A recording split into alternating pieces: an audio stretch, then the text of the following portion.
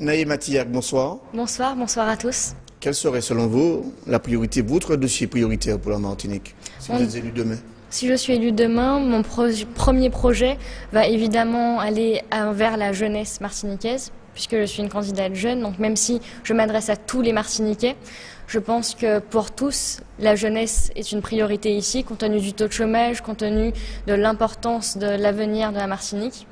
Qu'est-ce que vous voulez proposer concrètement à cette jeunesse? Qu'est-ce que vous voulez faire Mon pour idée est de cette responsabiliser la jeunesse martiniquaise. Cela passera par plusieurs points, notamment augmenter par exemple le taux de certification en Martinique, pouvoir faciliter l'accès au logement des jeunes, Quel texte pourrait faire qui soit prioritaire? On pourrait appliquer un décret, comme l'avait d'ailleurs proposé Nicolas Sarkozy, pour que l'État se porte caution de tout jeune voulant accéder à un logement, par exemple. C'est une forte demande de la part des jeunes que vous rencontrez? Tous les jeunes que je rencontre, même s'ils sont tous différents et que je déteste généraliser, ont tous la même envie, c'est-à-dire réussir leur vie, tant leur vie privée que leur vie professionnelle. Et je pense que cette réussite-là passe aussi par leur responsabilisation, c'est-à-dire qu'on arrête de considérer les jeunes justement comme des grands enfants, mais plutôt comme des jeunes adultes. Si on vous parle de bloquer les prix du carburant, de la vie chère en Martinique. Bloquer les carburants en Martinique, François Hollande ne le propose pas, étant donné que pour lui... C'est l'occasion d'aller lui donner des idées pour vous proposer. Peut-être. Pour lui, c'est plus les plateformes... Quelle est votre proposition?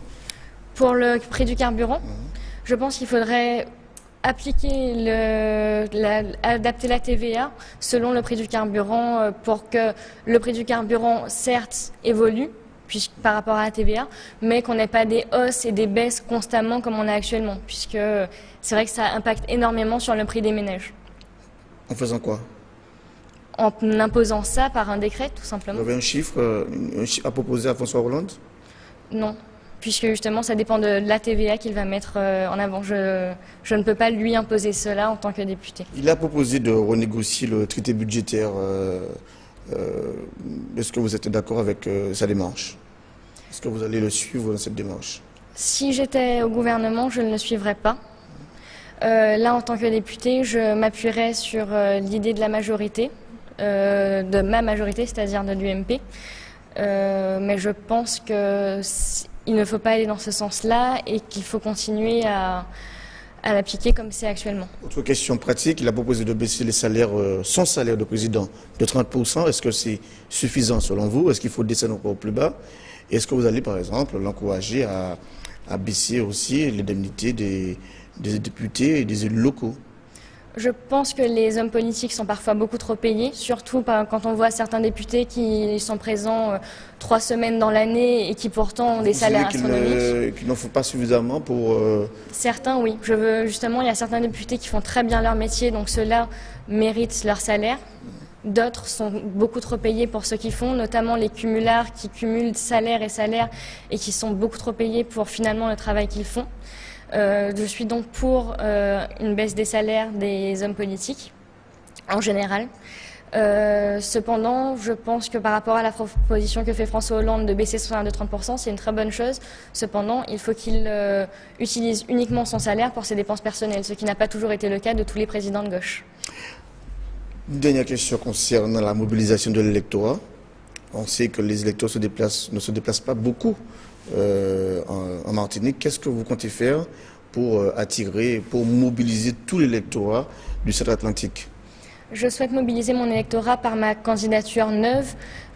Certains ont demandé du changement pour les présidentielles. Peut-être que justement ils auront besoin de changement aussi sur le plan local pour les législatives. Vous qui avez soutenu l'UMP, donc Nicolas Sarkozy, à la présidentielle, est-ce que le fait qu'il ait été largement battu ne serait pas considéré comme un handicap pour vous? Le vote qui a été effectué dans ma circonscription n'était pas un vote contre l'UMP, c'est un vote anti-sarkozyste. Je ne m'appelle pas Nicolas Sarkozy, donc je ne pense pas que ma couleur politique va jouer en ma défaveur. Vous avez défendu sa politique? J'ai défendu sa politique pour l'outre-mer et je continue à la défendre puisqu'il a fait énormément pour l'outre-mer, même si c'est trop peu connu. Comment expliquer que les électeurs n'aient pas compris ce qu'il a fait? Parce qu'ils avaient besoin de changement, tout simplement. C'est pas forcément qu'ils n'ont pas compris, mais dans cette situation de crise, ils avaient besoin d'un renouveau. Je le comprends. Et même si François Hollande ne va peut-être pas faire aussi bien que ce que Nicolas Sarkozy a fait, au moins il voit quelque chose de nouveau. Vous avez expliqué cette démarche, cette façon de voir les choses aux électeurs que vous rencontrez? Oui, et ils approuvent justement. Ils y adhèrent? Voilà. D'ailleurs, j'aurai l'occasion ce soir de montrer cela à mes électeurs puisque j'ai un meeting à l'Espace DD pour présenter ma politique de jeunesse. Vous avez trouvé l'occasion pour glisser votre proposition, votre invitation. Tout à fait. Merci. Bonne soirée. Merci, au revoir.